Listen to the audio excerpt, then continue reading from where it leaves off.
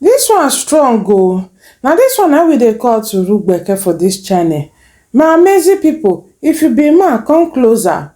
If you be woman, you dey watch, you get brothers, you get son, you get anything wey be male near you, tell them make dem come closer. Share this video to them. Most people need to see this video so that make dem no go kirikiri because of wetin dem wan enjoy for the other room. Welcome back to my channel, my people. How una dey?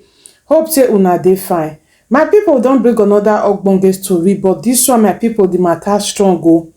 One lawyer like that don come give us update. Okay, her name na Stella Justice.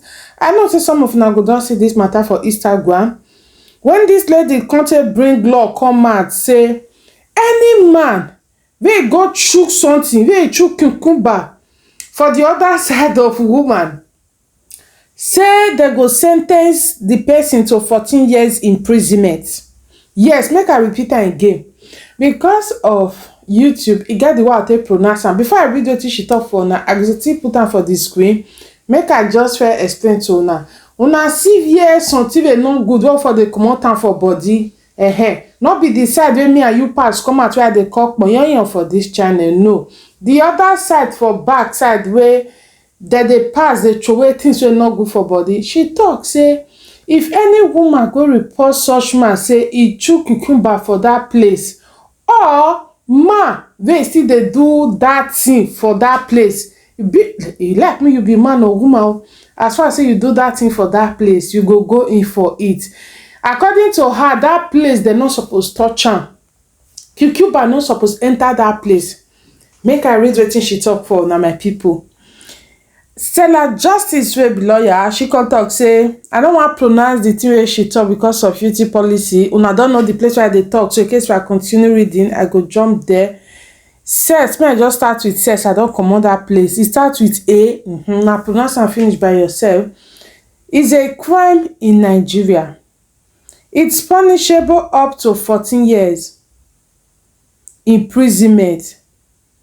Anybody that have sex against the order of the nature is guilty of felony. See section 214 of Criminal Code. This is called unnatural offenses. Make AD baby, I want to put it in your as you put am na prison you dey enter, so do it the right way.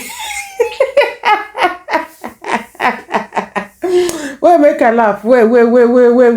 Hey, wahala, my people. She said na 14 years imprisonment if that place they do am. But my question, she dey talk about man and man where they do am for there, or she includes woman gender? Na that one me not can understand. She talk say according to section 214 of the Criminal Code. I go put the right of for screen for now. Una go post and sorry, read down for yourself. So she talk say if you do are just ready to go in for it, make you just enter prison. She can't end down with do it the right way. Who go come tell us here be the right way now?